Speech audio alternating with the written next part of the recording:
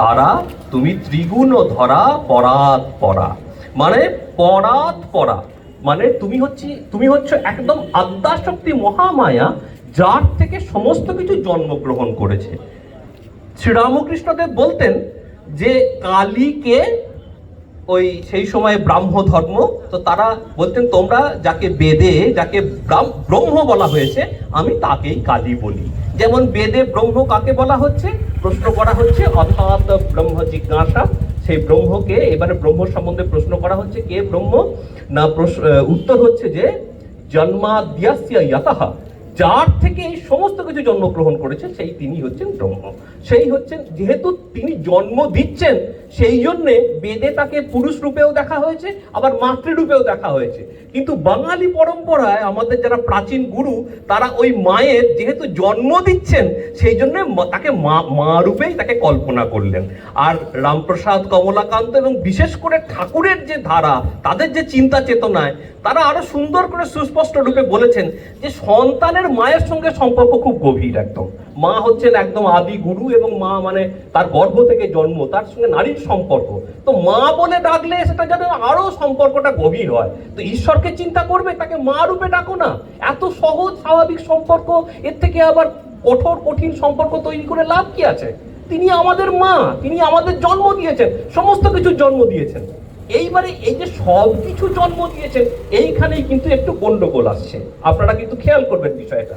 তিনি যদি সবকিছুর জন্ম দেন, তো তিনি সুপুত্রেরও জন্ম দিয়েছেন, আবার কুপুত্রেরও জন্ম দিয়েছেন। তিনি ভালোরও জননী, আবার মন্দেরও জননী। রোগ শোক মহামারীরও তিনি জননী, আবার তিনি সম্পদ বৈভব সুখ সমস্ত কিছু তারও জননী।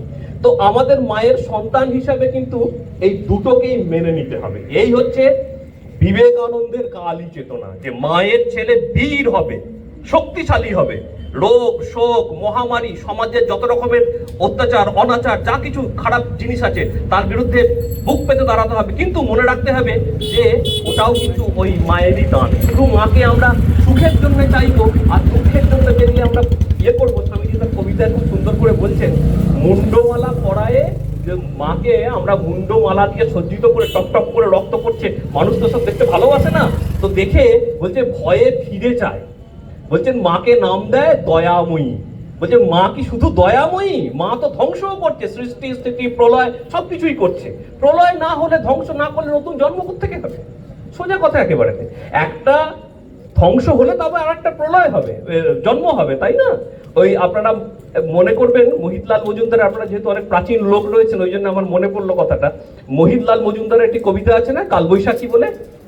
হ্যাঁ, তো ওতে একটি কথা আছে যে এত যে ভীষণ তবু তারে হেরি ধরে না হর্ষ, তারই মাঝে আছে কাল পুরুষের সুগভীর পরামর্শ।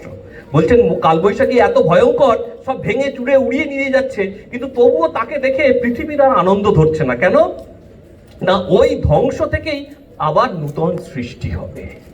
ঈশ্বরের পরিকল্পনাটাই এরকম, স্কিমটাই এরকম, এই ফরম্যাটটাই ওই রকম, ওইভাবে তো নতুন ধ্বংস হয়ে জন্ম হয়। তো আপনারাও দেখবেন যে একই সময় আপনারা এক সময় ছাত্র ছিলেন, সেই ছাত্র সত্তার মৃত্যু ঘটে আপনাদের ভেতরে এখন আপনারা সমাজে প্রতিষ্ঠিত হয়েছেন।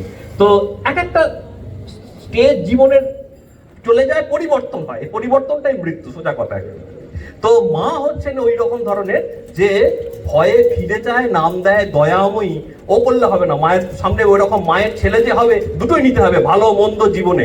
হ্যাঁ, শুধুমাত্র মাকে দয়াময়ী বললে হবে না। স্বামীজি বলছেন কালী করালি, হ্যাঁ, আয় মাগো আয় মোর পাশে। তো সুতরাং আমাদের জীবনের এইটি শিক্ষা আজকের দিনে, সারা বছরের জন্য, আবার আগামী বছর আসবে, সারা জীবনের জন্য এই রসদ, এই আত্মশক্তি, এইটি অর্জন করা আজকের দিনে, যে মা মানে ভালো, মা মানে মন্দ। সুতরাং মন্দকে ভয় পাবো তা করলে হবে না, শুধু ভালোটাকে নেবো তা করলে হবে না, দুটোই জীবনের দিক। তো আমাদেরকে বুক পেতে মায়ের সন্তান যেমন মা, ওরকম বীরত্ব ব্যঞ্জক ভাবে মায়ের পূজা করতে হবে, ওভাবে মাকে ডাকতে হবে। এই কয়েকটি কথা বলে সকলকে আবার ধন্যবাদ, নমস্কার, কৃতজ্ঞতা জানিয়ে শেষ করছি।